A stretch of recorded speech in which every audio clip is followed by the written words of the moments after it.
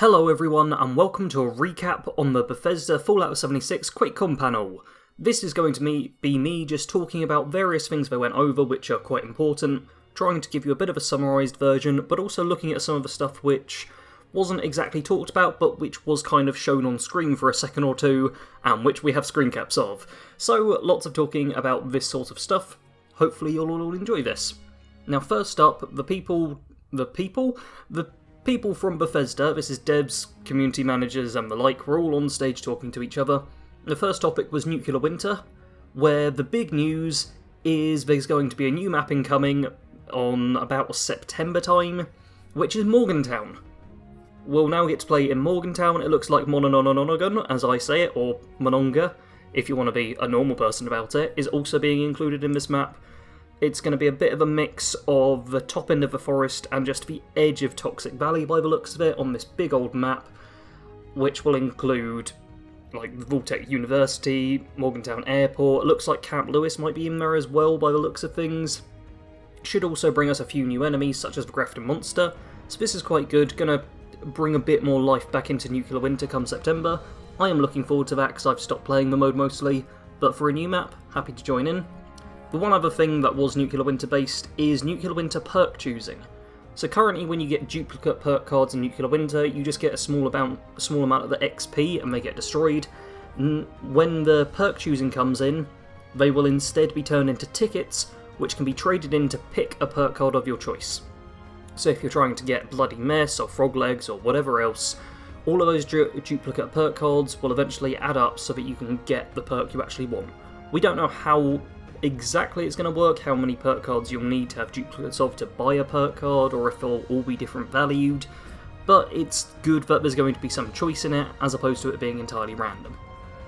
And that's going to be pretty much it for the Nuclear Winter talking. I've made sure to keep this brief because I know plenty of you don't like it. Let's instead talk about Vault Raids, because boy oh boy are Vault Raids kind of cool. So the first Vault Raid we're going to get is Vault 94, coming on August 20th. It's been described as being very challenging but giving you good rewards, and one of those rewards, which we're going to talk about straight away, is the Fern/Vine armour. I'll pop the little screen grab on screen right now, and also a quick thank you to Katogenesis for being stupidly quick with getting all of these screen grabs and posting them in the Appalachian Explorers Discord. So thank you to him, go check out his channel. There's some really cool Fern armour sets, and on the actual roadmap, it says earn unique social rewards and armour recipes, so it looks like these might be craftable as well as earnable, which is pretty cool, and apparently they might help with stealth. I'm not sure if this was a jokey thing they were saying, or if they actually do have stealth benefits. I'm hoping for the latter. As for the actual raids themselves, there's a trio of difficulties you can go on, so normal or harder and stupid hard. Apparently they're all going to be quite difficult, which I'm looking forward to, and the first one is just kind of your basic run-through. The second two, they mentioned something about time restrictions, so you're on a timer, which could be quite interesting. Obviously, once this comes out in just under a month, actually, I will be covering it,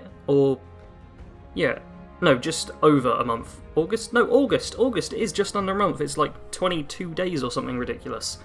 Anyway, I'll be covering it obviously when it comes out. Apparently they're going to be quite puzzle-based as well, so it's not just fighting off mobs of enemies and going through corridors shooting everything. There's also going to be puzzles and challenges for you to work through, which sounds awesome. And don't fear too much if you don't make it all the way through to the end, because apparently there's some midway rewards as well. So if you have a good attempt but don't make it quite to the finish line effectively, you'll still be rewarded, plus any loot you get in the place. So it sounds like these are going to be really, really cool. And in fact, I'm going to read out the thing from the little roadmap, which I'll pop on screen now, and which we'll be talking about at the end in depth. Starting August 20th, Vault 94, Mission 1 to 3 Rotation. So yeah, these are going to be rotating missions by the sound of it as well in there, which could be interesting.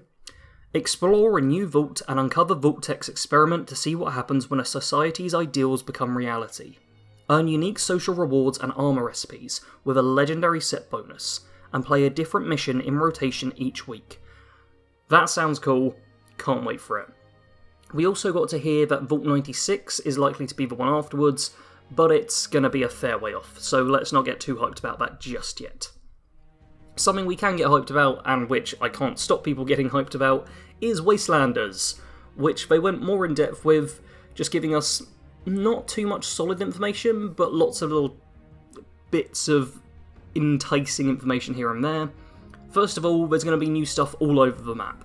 This isn't just going to be, oh, you go to this one location and you do the quest which sends you to like 3 or 4 places. It's not like the Sheepscotch thing originally, where you just had a quest line, you went to a few different places, that's all done. It sounds like it's going to be utterly huge and have lots of new locations, lots of points of interest. They talked about lots of different encounters where you might run across like raiders fighting a Brahmin and choose who to help out there, which is just awesome. We've also been told there are going to be sub-factions, so as well as the raiders and the settlers, who appear to be the 2 main factions, there will be various smaller ones as well. So different subsects of raiders, different subsects of settlers, and just random things as well. One of which we got told about was the cultists of the Mothman faction is going to be in the game. But you know those cultists you see just dead sometimes in the cultist blade, and I made a cultist build ages ago? They are going to be in the game. It's going to be so freaking awesome. I cannot wait for that part. It's also been described as being sustainable content, so not just a new questline, it's something they're going to be working with and building off of as the game goes through, like years and years of being worked on. So Wastelanders is not only going to be a big update, but also something that could change the game quite drastically. We got told a bit about the raiders as well, how they're not just going to be a friendly faction for you to join, and they're also not just going to be, oh, let's shoot him, why won't you die, Daka Daka Daka, as we've seen in previous games. They're going more with shades of grey. So they want good raiders, bad raiders, raiders who might help you out, but might also shoot you if you annoy them, just, I suppose, more human, if anything, which is great to hear. And we also got told that the settlers might not also be good, they could be nefarious too. So don't think just because you go with the settlers instead of the raiders and focus more on them, that everyone's going to be nice. They might be jerks, might still try and kill you, everyone could be terrible. We also got told there is a reputation system in it. We didn't really get any details about it though, which is a little annoying.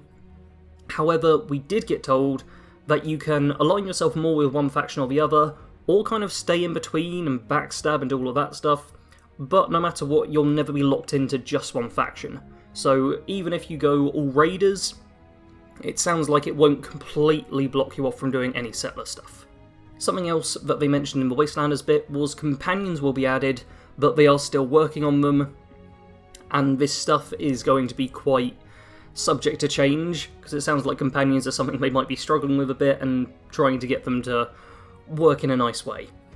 What they have told us though is that the companions will take you on quests, so similar to Fallout 4 or Fallout New Vegas where companions had quests they'd take you on after you got to a good reputation with them, sounds like something similar is happening there.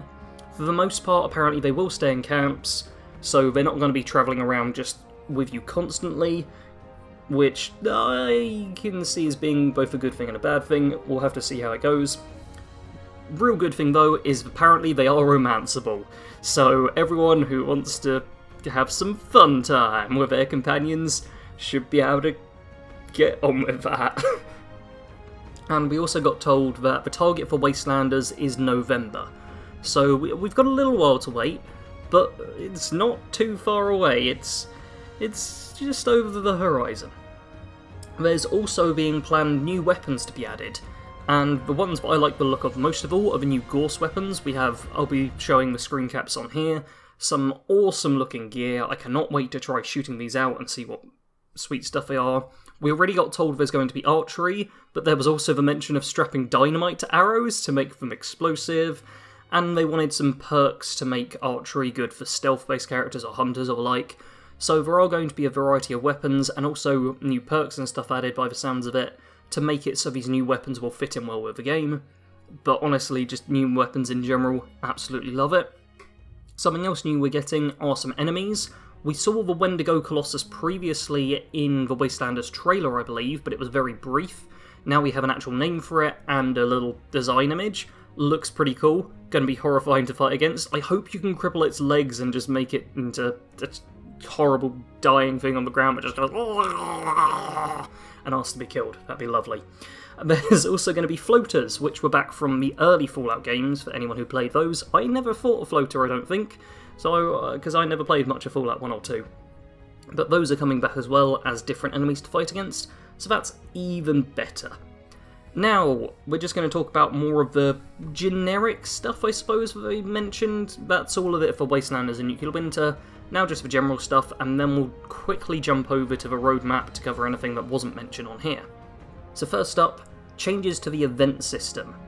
They're making fast travel to events free, making active events more visible, improving rewards apparently, and also making the rewards and stuff just more easy to know what's going on. So we actually see on the roadmap September event system improvements, updates based on community feedback to reclassify favourite multiplayer events as public events. So this is, I assume, going to be like the Sheep Squatch or the, I can't remember the name of it, Scorched Beast Queen, Scorched Earth. So those are public events which you get notified on. Hopefully, I'm really hoping this means Arctus Farmer, when you go down there, that will be a public notification. I hope that's the case. Featuring new performance-based reward rules, free fast travel to event locations, more informative event previews on the map, and more. What we did get told is you should see a timer telling you how long is left on the event, so no more fast travelling over and the event's just ended, or you try and do it but there's only like a minute left.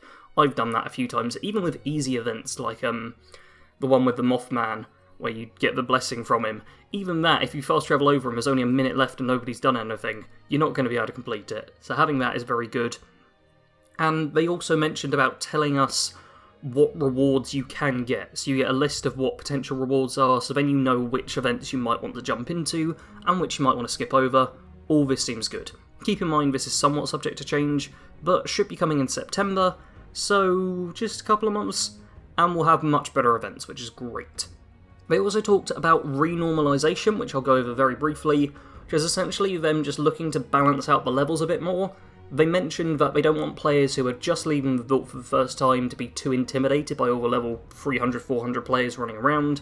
We didn't get too much about that, but they were saying strong players will still be strong, weak players will still struggle with stuff, but they're renormalizing.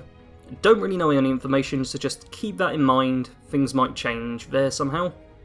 What we did get told a decent bit about is a legendary perk system, and before I go any further with this is very much all could change here. This is something they're working on.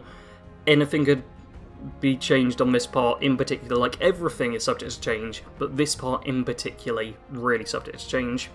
So after level 50, around every level 50, after level 50, you start being able to earn like legendary stuff. And every 50 levels, you can make a special stat legendary. You then get additional powerful perks to add based on the stat. That is slightly confusing, and we were given very vague stuff on it, but it essentially sounds like really high level characters, like a level 300 person, will suddenly have 5 stats they can make legendary, and then after that they can pick incredibly powerful perks just to really up their build much further than just a standard level 50 person could. Because at the moment it's pretty much a case of a level 50 character is just about as well off as a level 500 character. The level gain after that doesn't matter too much. It's nice, but it doesn't make a world of difference. This sounds like it will actually mean that once you're leveling up after level 50, it's actually got proper purpose to it. They also talked a bit about New Game Plus, where you can essentially, if you've been playing on like a level 300 character and you want to start a new character, you should be able to add the powerful perks onto the new character. Once again, something we didn't get a lot of information though, so I'm just very briefly mentioning it here.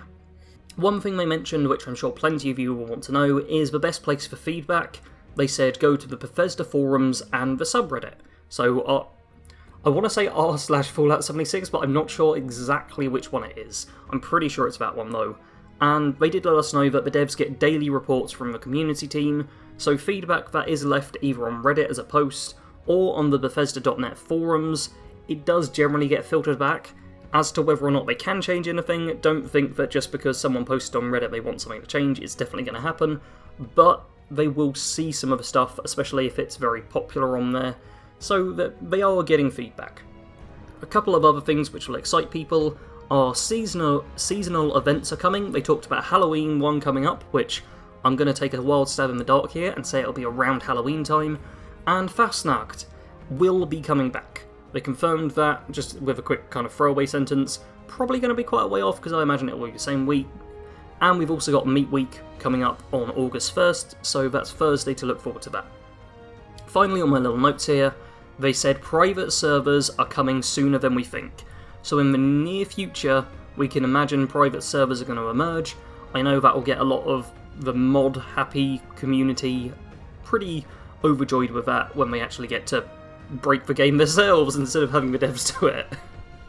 Anyway, that's it for my notes. Now we're just going to touch on a couple of things from the roadmap, starting with the first thing we haven't covered at all, which is August 20th, display cases release. Show off your hard-earned loot with new display cases for your camp.